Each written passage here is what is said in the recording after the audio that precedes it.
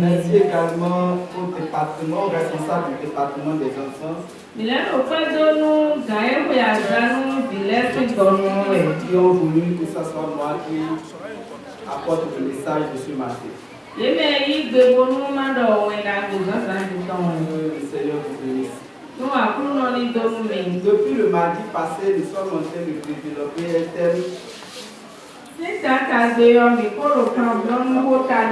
qui est enfant, ta conversion c'est aujourd'hui et non demain.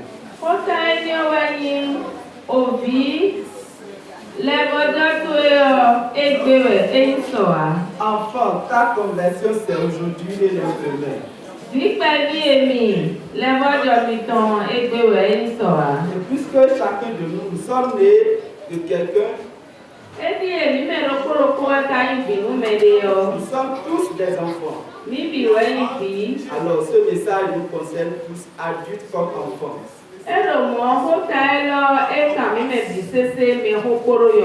Le texte de base se trouve dans le livre de Hébreux 3, versets 7 à 8.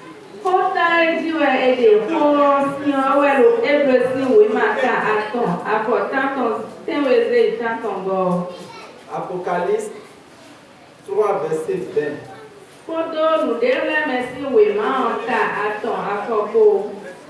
Lisez-moi ces passages.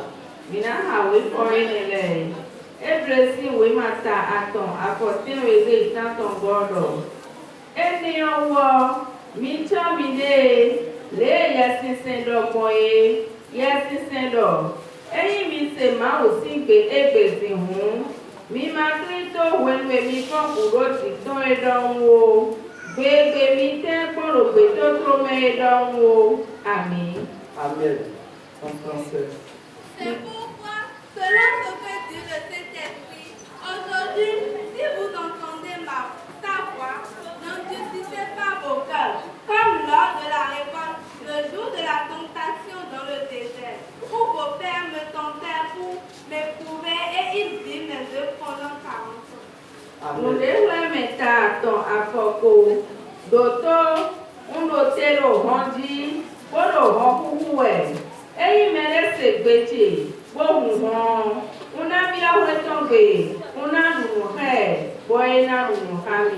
Amen. Voici, je me tiens à la porte et je frappe. Si quelqu'un entend ma voix et ouvre la porte, j'entrerai chez lui. Je souperai avec lui et lui avec moi. Amen. Amen. Nous prions le Seigneur. Grand Dieu, roi des rois, nous te magnifions, nous t'exaltons, Seigneur Jésus. Le moment est venu et nous sommes, Seigneur, au pied de ta croix pour t'écouter, Père. Dès que ta parole pénètre notre être au nom de Jésus. Qu'elle transforme notre cœur au nom de Jésus. Qu'elle nous ramène à ce que nous prenions une décision, Seigneur, de se convertir et de te suivre pour toujours au nom de Jésus. Saint-Esprit de Dieu, illumine cette parole en nous. Donne-nous une connaissance claire dans le nom de Jésus, afin que la gloire du Seigneur soit au milieu de nous et que nous entendons dans le nom de Jésus à tout esprit qui ne glorifie pas le nom de Dieu de quitter au milieu de nous au nom de Jésus. Seigneur, mon Dieu, mon roi, je remets le canal par lequel tu veux passer, Seigneur, pour nous instruire entre tes mains. Tu l'as déjà aiguisé, Seigneur. Permets qu'il soit utile, Seigneur Jésus, à toi ce matin et à ton peuple. Béni soit ton nom. Merci de nous avoir exaucés. Je remets l'interprète également entre tes mains. Esprit de Dieu, il ôte là au nom de Jésus. Accorde-nous les mots qu'il faut pour la gloire de ton Seigneur. C'est dans le nom puissant de Jésus, je viens de prier. Amen. Amen. Alléluia. Amen. Nous demandons aux enfants de garder, de rester calmes et d'écouter la parole du Seigneur. Tous les êtres humains sont créés par Dieu. Mais tous les êtres humains ne sont pas des enfants de Dieu. Justement, à cause du péché.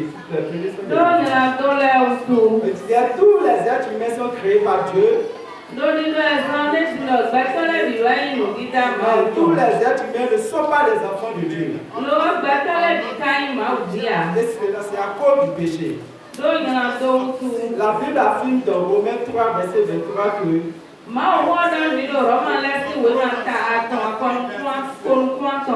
tous nos péchés sont privés de la gloire de Dieu. C'est-à-dire, un être humain, nous avons péché et nous sommes privés de la gloire de Dieu.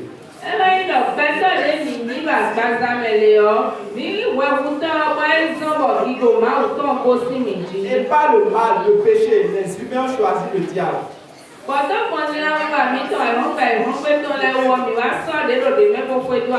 En laissant Dieu qui les a créés à son image. À sa ressemblance. Mais Dieu, dans son amour, a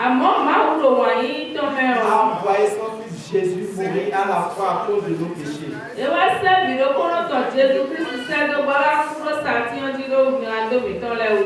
Jean 3,16. Car Dieu a tant aimé le monde. Il a donné son fils unique, Jésus-Christ. Et lorsque tu crois en son nom, tu seras sauvé.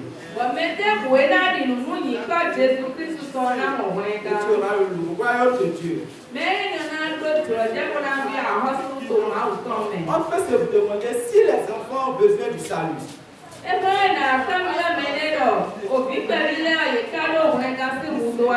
Est-ce que les enfants ont besoin de se convertir à Christ parce qu'ils sont petits?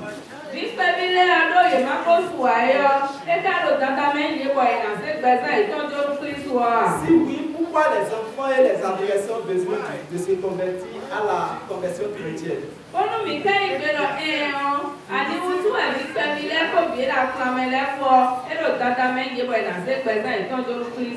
Enfant, ta conversion c'est aujourd'hui. Qu'est-ce qu'un enfant et qu'est-ce que la conversion?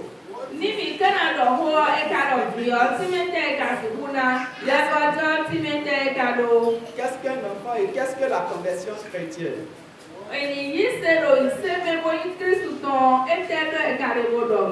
Un enfant est le fruit de l'union entre un homme et une fille, une femme.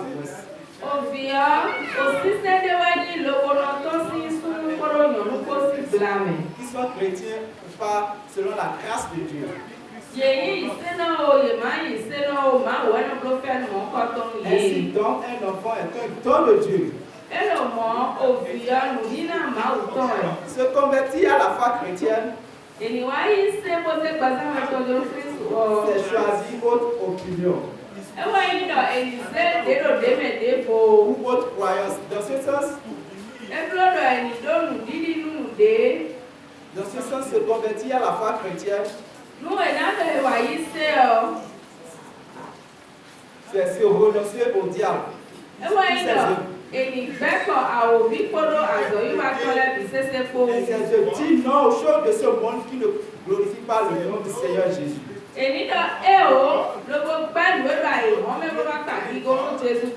C'est de se repentir de ses péchés et ouvrir son cœur à Jésus. C'est d'accepter Jésus-Christ dans sa vie. C'est de le confesser qu'il est le Dieu de ton salut. Pourquoi les enfants et les adolescents ont besoin du salut? Comme les Saintes Écritures le décrivent dans l'enseignement, cela montre plusieurs choses. Les enfants ont besoin du salut parce que la mort n'attend pas demain.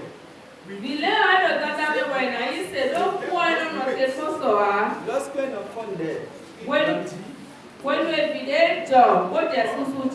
n'a pas écrit un temps où il va mourir. C'est pourquoi son salut à Jésus, c'est aujourd'hui. Donner sa vie à Jésus, c'est de renoncer aux choses de ce monde. Enfant, C'est aujourd'hui ta conversion. C'est aujourd'hui Dieu va écrire ton nom dans le livre de vie. C'est aujourd'hui Dieu veut changer ta situation. C'est aujourd'hui Dieu veut écrire ton nom dans le livre du ciel. C'est pourquoi pendant que tu entends ce message, tu sois enfant ou adulte, prends décision de donner ta vie à Jésus. Pourquoi c'est aujourd'hui ta conversion? Tout être humain est candidat à la mort. Et c'est plus bénéfique à un enfant de donner sa vie à Jésus qu'un adulte.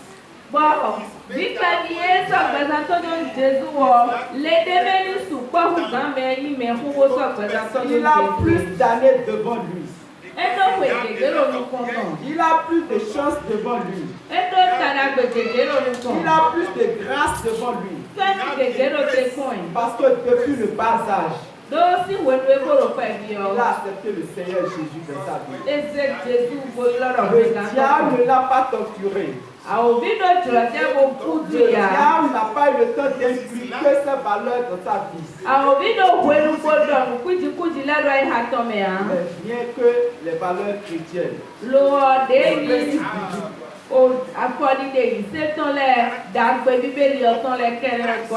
enfant, pourquoi c'est aujourd'hui ta conversion? Satan n'attend pas pour multiplier ses ruines dans votre vie. Satan n'attend pas pour vous réputer.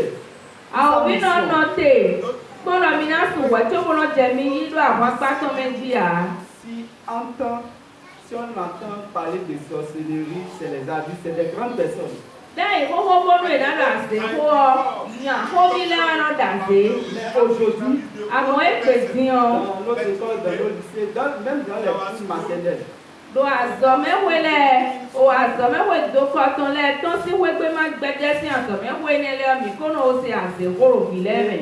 voilà, on entend parler de la sorcellerie.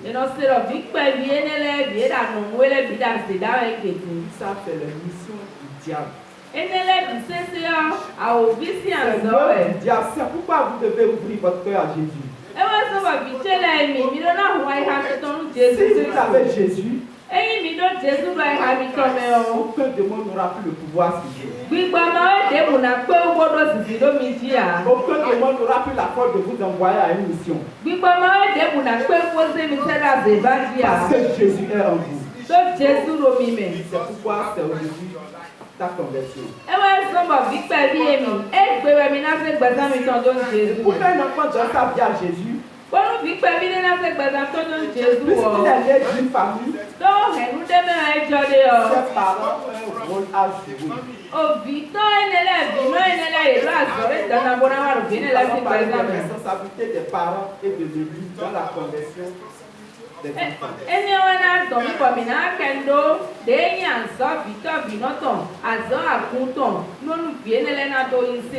La présence des enfants dans une église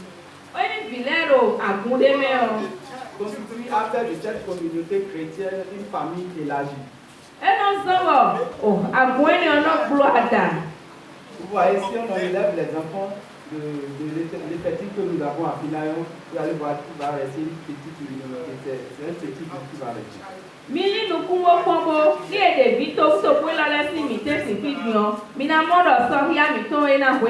Donc, quand les enfants sont là, ça fait qu'on est nombreux, ça fait plaisir, c'est bon, c'est joli à voir.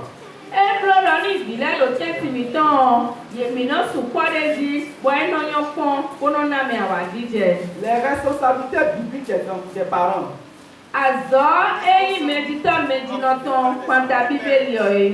Ils doivent tout faire se rassurer que leur enfant a donné sa vie à Jésus.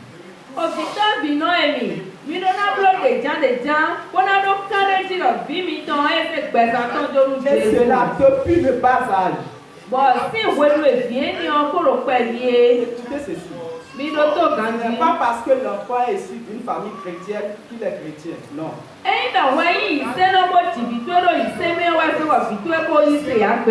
n'est pas parce que l'enfant a la grâce de voir le jour dans un couple évangéliste, pasteur, moniteur, qu'il est d'office chrétien. Non.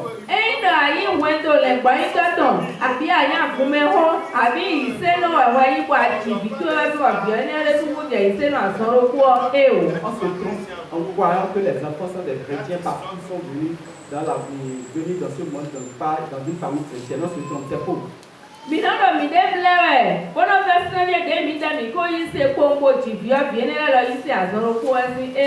Tu peux te réciter toute la Bible. Il n'a pas encore Jésus. Toi-même, tu ne trouves pas cela.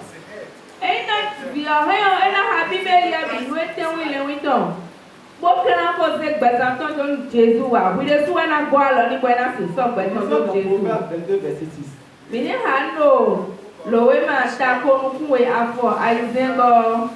Proverbe 22, verset 6.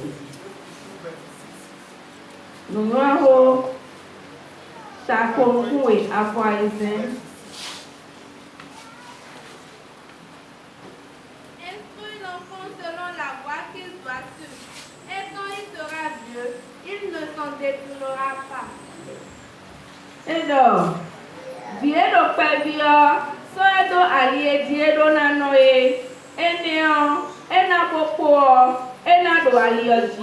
Amen. Amen. Ici, on dit instruire à l'enfant depuis le bas âge. Dès sa naissance, enseigne-lui les valeurs chrétiennes.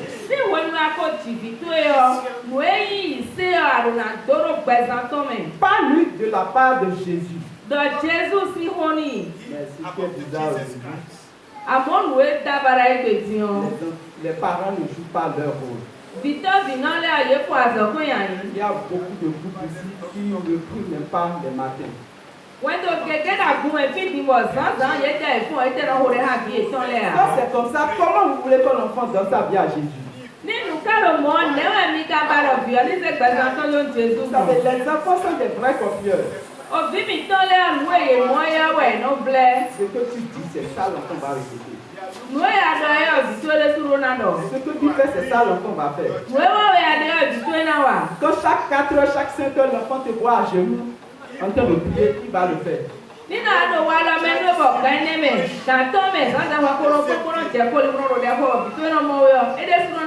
Quand chaque matin tu prends la parole de Dieu, la Bible, et tu la lis, tu la médites, l'enfant le fera également.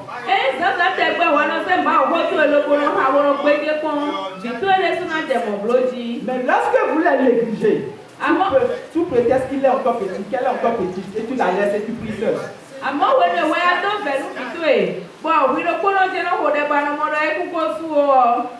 L'enfant va développer des caractères que toi-même tu seras étonné. Parce qu'il n'a pas encore Jésus dans sa vie.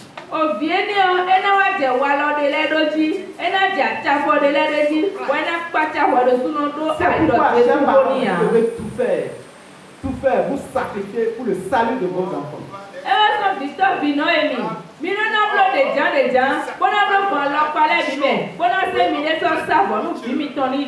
Et pour y arriver, écoutez bien. Vous devez prier chaque matin avec vos enfants. Ne dis pas qu'il est petit, qu'elle est encore petite. Non. L'enfant qui va déjà à l'école, faut le réveiller à 4 heures, à 5 heures, vous avez vos programmes et priez avec lui. Enseigne-lui la parole de Dieu.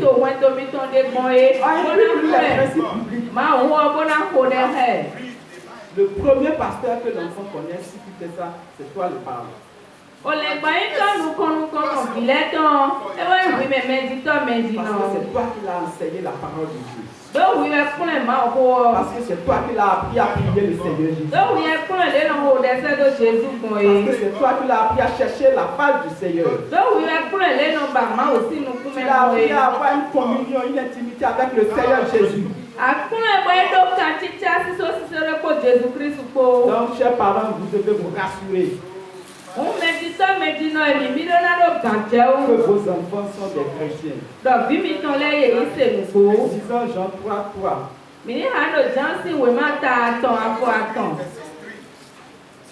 Jésus lui répondit, en vérité, je te le dis, si un homme ne naît de nouveau, il ne peut voir le royaume de Dieu. Jésus kai gbenido madonu konuwe eyin medema vajoao esi humo ahasu dudu ma uton. Voilà. Vous voyez? Les enfants ne changent pas de comportement. Ils donnent leur vie à, ils donnent pas leur vie à Jésus. Ils ne retirent pas le royaume des cieux. Ni file male vajo lobo dio wa lobo se gbesa itodolu Jésus Christ wa ina do mi maro ahasu dudu ma uton me a. Amenez les à prier quotidiennement. Mi don vile bodo elina hode we binu. Enseignez-leur la parole de Dieu. Mi pro ye ma ho. Et ayez une bonne image comme Christ. Mi desuno mi konde udagbe di Christ do. Il y a des parents qui s'insultent entre papa et maman. Mais devant les enfants. Maintenant de l'etin. Bon, il y a un ede zuwa do vile si nous même s'il arrivait que vous devez avoir problème, vous faites tout possible pour que cela ne soit pas la présence de vos enfants. Tagbana mote watino papa ko isokemi. Tagbana mote watino papa koro mama kote tion. Mi blokon de bonu vile ni maman dona o. Maîtrisez-vous à ce moment-là. Mi duro mi de ti do we ni onu de vile Les fini o. enfants vous entendent, ils vous voient. Et lorsque vous laissez cette mauvaise image, ça ne va pas aider la foi des enfants. Donc, vile do mi mo e do mi kon abro mi choe. Ba wenu mi ara ko nyanya ene le de do ku ye to me o. Parce que Ene les ba la enfants doivent mi suivre Jésus en vous copier. Vile do na huedo Jésus. Bona ya komi do huedo Si Jésus. les enfants doivent être à l'image de Jésus, c'est vous. Ni vile na se huchi di Jésus do won. Mi o e na sin. Jésus est là ce matin pour transformer ta vie, pour transformer ton cœur. Jésus no fi sana ti bona dia bezanto e lo bona dia e hato e. Chers parents, Me ti to e ni. réveillez-vous. Mi fon si amrome. Réveillez-vous. Mi fon. Il y a des parents qui viennent à la présence de Dieu pendant que leurs enfants sont à la maison. Medita medina de la de projo bi eto ipepe lobo e do kuro no wa mi sa ho mi. Il faut que ça change. E do na dio. Il faut que ça change. No mo ko ton yo e do ni dio. Si, comme Proverbe l'a dit dans Proverbe 22, verset 6, d'enseigner la parole de Dieu à l'enfant dès qu'il est petit. Pourquoi laisser les enfants à la maison et vous venir à la présence de Dieu? Dide nu ye wa pro mi ko so na ti kodo. Mi ni pro vile si wo no e ko ro pe di yo. Ne ka gbon wa na jawe ya mi sa ho me bona jo bi tu e do ko do e ko ro pe di kon. Cela doit changer à partir d'aujourd'hui. No mo ko ton do na di e be si egbe. Nous voulons voir les enfants à l'église avec vous. Mi duro la mi ni no plan vile wa mi sa ho me Les ko ro enfants, tout comme vous, ont besoin de la parole de Dieu. Vile ye do so ma ho to ni mi lo modo. Chers enfants, tout comme vos parents, vous avez besoin de la parole de Dieu. Vitele mi la mo mi do hu to ma ho to ni ta mi to no mi ton le do. Vous avez besoin d'être enseigné de la part du Seigneur Jésus. Mi de suno e do dandan bo na kro nu mi do Jésus Christ. En ce qui concerne les responsabilités de l'Église, No e kani azo akunto kwanta vile on ne o. doit pas aussi négliger l'enseignement du salut pour les enfants. O agun de suno na te ko bona do ti to meton. Lo bona fo wenga si ho vile. Aujourd'hui, dans nos assemblées, on voit beaucoup de séminaires, beaucoup d'enseignements pour les adultes, pour les papas, pour les mamans, mais c'est très rare pour les enfants. Egbe diyan mi no mo va ho le gbeno soda ilu papa le mama le eno blo va ho nu jonde le amonu vile ton vla bo eno ablo ro ko eyan Alors que c'est important. e ka do ta di de Les su enfants donnent sa vie à Jésus aujourd'hui. e do ta di bo vile do na se gbese e to jo Jésus do ai ho ipe to me On a l'intention que les enfants sont l'église de demain, c'est faux. Il faut qu'ils soient l'église d'aujourd'hui avant d'être l'église de demain. mi no ado de vile we nya kun so ton ati gba e ye do na nya kun ipe ton wo to wo na ti wa pe wo nya kun so ton. Voilà. Si l'enfant donne sa vie à Jésus, Ní ìbí ọ̀sẹ̀ gbẹ̀sán tó lórí Jésù il ọ̀. appartenait à une communauté. Eblodo l'âge adulte, il est membre de cette église. Jusqu'à ce que Jésus ne revienne le chercher. Pourquoi les enfants ne sont pas l'église de demain? Non, ils sont plutôt l'église d'aujourd'hui et l'église de demain.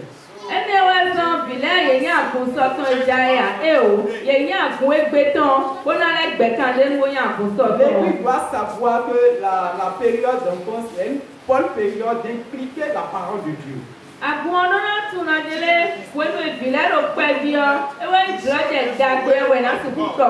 ne doit pas attendre l'âge adulte. Pendant que l'enfant est grand, pendant que l'enfant est devenu jeune. Non, c'est pas trop bon.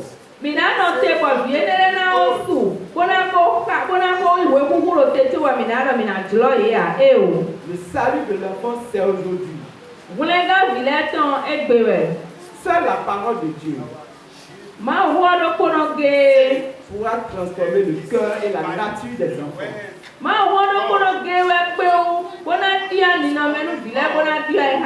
Si nous, les parents, nous négligeons cela, si l'église cela, les enfants vont bien passer des années à l'église, mais ils ne verront pas Christ au dernier jour. Il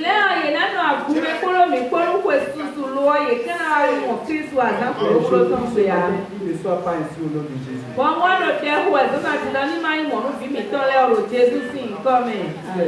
Tu es là ce matin.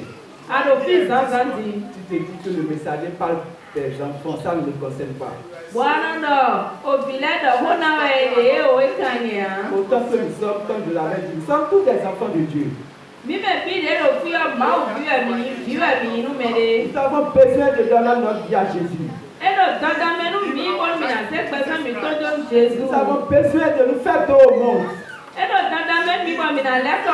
Pendant que tu entends ce message, n'anticipe pas ton cœur. Réponds-toi. Car le retour de Jésus est proche. Toi qui sais dans ton cœur, si la trompette sonnait aujourd'hui, tu ne verras pas le Seigneur Jésus. Tu ne seras pas enlevé. Pendant que tu entends ce message, réponds-toi. Quel est ce péché qui te terrasse? Quel est ce péché qui te domine? Quel est ce péché qui t'empêche de voir le Seigneur Jésus? Le Seigneur Jésus est à ta porte ce matin. Et il est prêt à t'accepter. Il est prêt à écrire ton nom dans le livre de vie. Réponds-toi, n'attends pas demain parce que demain ne t'appartient pas. Réponds-toi, n'attends pas ce soir parce que ce soir ne t'appartient pas. Il est midi 30, il est midi 27. Qui sait ce qui va se passer à 13h? Personne.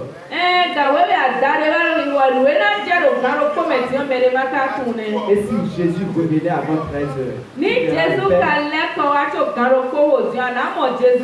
Est-ce que tu verras Abraham? Est-ce que tu iras dans le sein d'Abraham? C'est toi seul qui le sais dans ton cœur, là où tu es ce matin. Mais mon message pour toi ce matin, ce que le Seigneur veut pour toi ce matin, est que tu te réponds. Est-ce que tu te réponds? Jésus est à ta porte. Réponds-toi. Ne remets pas ton salut à demain. Demain ne t'appartient pas. La mort ne provient pas. Si ce matin tu es là, enfant, si vous êtes là ce matin, et que vous voulez que le Seigneur Jésus soit votre ami, que Dieu transforme votre fils, qui donne puissance à votre vie, qui écrit votre nom dans le livre de vie, acceptez-le dans votre cœur. Acceptez-le dans votre fils. Et si tu es adulte, tu m'entends ce matin, Christ est allé à la croix à cause de tes péchés. Sans ça blessé à Golgotha pour toi.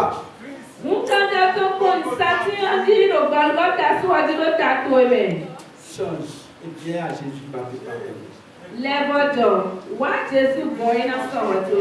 Si tu es là ce matin, baisse ta tête et prie le Seigneur. Dis-lui que tu pardonnes.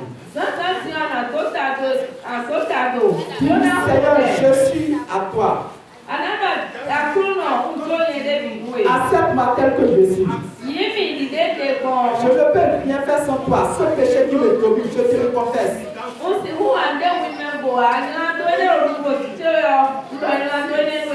Donne-moi la foi de dominer. Donne-moi la foi de marcher sur le droit chemin afin de te voir au dernier jour.